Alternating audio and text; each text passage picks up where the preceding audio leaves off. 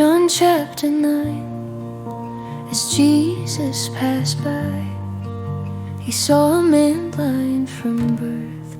His disciples asked him, Rabbi, who sinned, this man or his parents, that he was born blind? Jesus answered, neither this man nor his parents sinned, but this happened so that the works of God might be displayed in him. As long as it is day, we must do the works of him who sent me. Night is coming when no one can work. While I am in the world, I am the light of the world. After he said this, he spat on the ground, made mud with the saliva, and spread it on the man's eyes. He said, go wash in the pool of Siloam, which means sent. So the man went and washed and came back seeing. His neighbors and those who had seen him begging said, isn't this the man who used to sit and beg? Some said it is he. Others said no, but he looks like him. He kept saying, I am the man. How then were your eyes open, they asked. He replied, the man called Jesus made mud and put it on my eyes.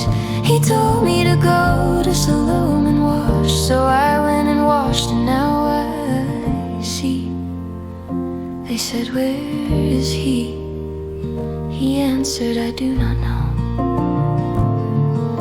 They brought the man who had been blind to the Pharisees. Now the day on which Jesus made the mud and opened his eyes was a Sabbath. So the Pharisees also asked him how he had received his sight. He said to them, he put mud on my eyes, and I washed, and now I see. Some of the Pharisees said, this man is not from God, for he does not keep the Sabbath. But others said, how can a sinner perform such signs? So they were divided. Then they asked the blind man again, what do you say about him? Since he opened your eyes, he said, he is a prophet. The Jews did not believe that he'd been blind and had received his sight until they called the man's parents. They asked them, is this your son, the one you say was born blind? How is it that now he can see? His parents answered, we know he is our son, and that he was born blind.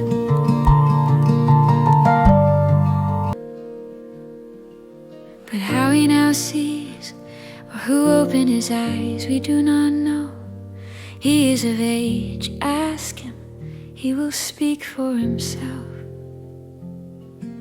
His parents said this because they were afraid of the Jews, for the leaders had already agreed that anyone who confessed Jesus as the Christ would be put out of the synagogue. That is why his parents said, he is of age, ask him.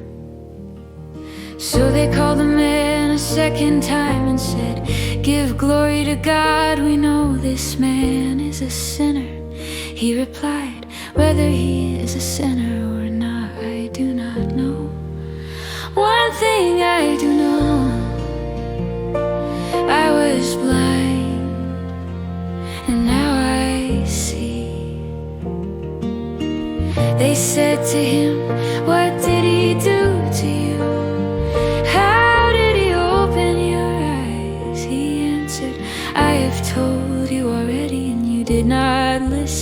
Why do you want to hear it again? Do you also want to become his disciples? Then they reviled him and said, you are this man's disciple, but we are disciples of Moses. We know that God spoke to Moses, but as for this man, we do not know where he comes from. The man answered, now that is remarkable. You do not know where he comes from, yet he opened my eyes. We know that God does not listen to sinners, but if anyone worships God and does his will, God hears him. Never before has anyone opened the eyes of a man born blind. If this man were not from God, he could do nothing. They answered him, you were born entirely in sin, and yet you are teaching us. And they cast him out. Jesus heard that they had thrown him out, and when he found him, he said, do you believe in the Son of Man? He answered, who is he, Lord, that I may believe in him? Jesus said, you have seen him, and he is the one speaking with you.